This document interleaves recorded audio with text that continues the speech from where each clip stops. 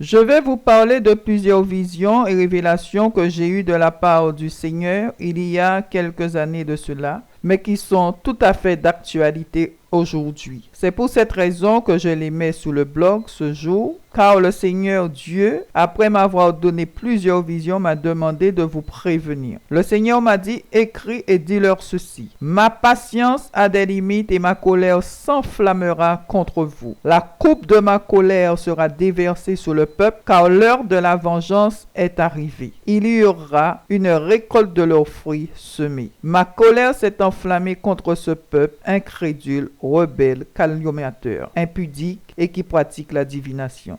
Dis-leur de se repentir avant qu'il ne soit trop tard, car j'ai parlé et vous ne m'avez pas écouté. Les visions que Dieu m'a données ne sont pas belles du tout, à savoir, une très grande partie du pays sera inondée. Les vagues avaient envahi certaines communes, notamment Déé, où j'ai vu des vagues de 10 à 15 mètres quitter la plage et déferler dans la rue. Un feu se déplaçait dans la mer, produisant plusieurs explosions, notamment à Pigeon et Marie-Galante. À Baïf, une femme couchée dans ce qui ressemblait à un mélange de boue, de magma avec ses effets personnels et des meubles. Un avion lâchait des bouteilles d'eau. Le magma avait envahi les maisons et les gens criaient de chaleur. Personne ne pouvait venir à leur secours. La Croix-Rouge cherchait des survivants sous les décombres avec tristesse et désolation sur leur visage. Les mamelles seront endommagées, Basse-Terre sera déchue et Pointe-à-Pitre et Jarry sous les eaux. Des libres-services vides, c'était la désolation. Des cris de partout, la peur s'emparait d'eux. Les gens perdaient la tête, ne sachant quoi faire, couraient à droite et à gauche, sans repère, sans toit, car les maisons étaient en ruine. C'était la désolation totale sur la Guadeloupe. L'essence en vente dans des petits bidons bleus exposés sous les étagères. La Guadeloupe plongée dans le noir total. Des maladies sous les pieds. C'était des visions vraiment terrifiantes que je peux qualifier d'apocalyptiques. Dieu dit, moi l'Éternel, j'ai parlé et j'agirai, car je suis Dieu. Ils enterreront leurs morts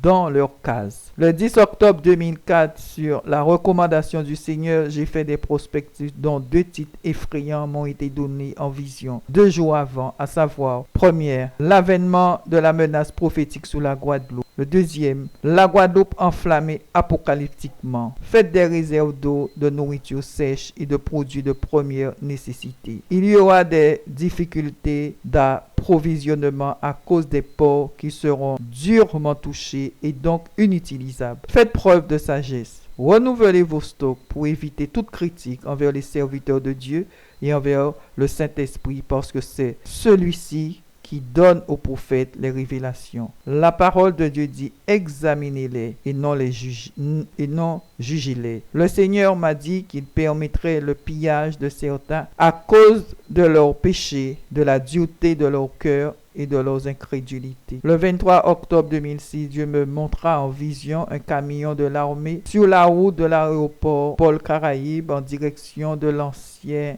aéroport qui rentrait avec des sacs de poubelle pour y mettre des morts. Quelque temps après, j'ai rencontré une sœur en Christ, décédée depuis, qui m'encouragea après avoir lu ces révélations, me disant qu'elles étaient bien vraies, car son fils qui est pilote l'avait appelé un matin de bonne heure, lui demandant ce qui se passait en Guadeloupe, car un cargo était rentré la veille au soir à minuit, atterrissant à minuit avec à son bord uniquement des sacs pour y mettre des morts. Le Seigneur confirme toujours ses révélations. Amen. Le même jour, le Seigneur me montra que le pont de la Gabarre tombera. Il y aura un très gros séisme en Guadeloupe qui touchera les îles d'une magnitude très très élevée, qui sera puissant. C'est effrayant. La Californie, la Floride, les États-Unis, ainsi que d'autres pays seront durement touchés par l'eau. Il y aura des effondrements, des catastrophes de tout genre et le risque de les voir disparaître à cause de leurs péchés liés de pratiques sexuelles. Entre guillemets, nous avons vu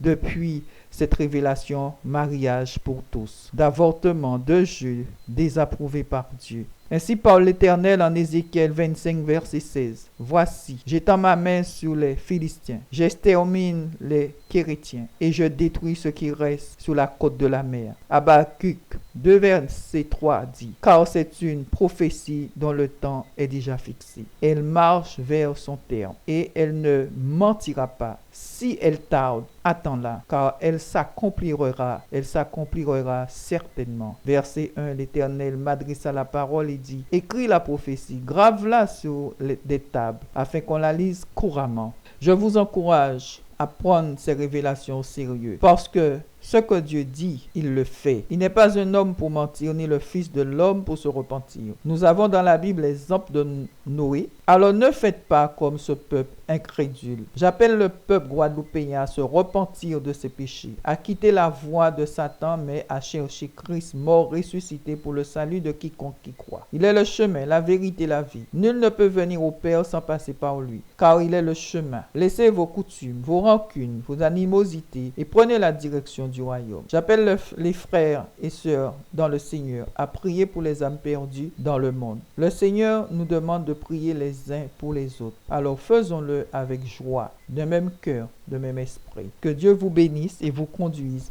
dans toute la vérité. Amen.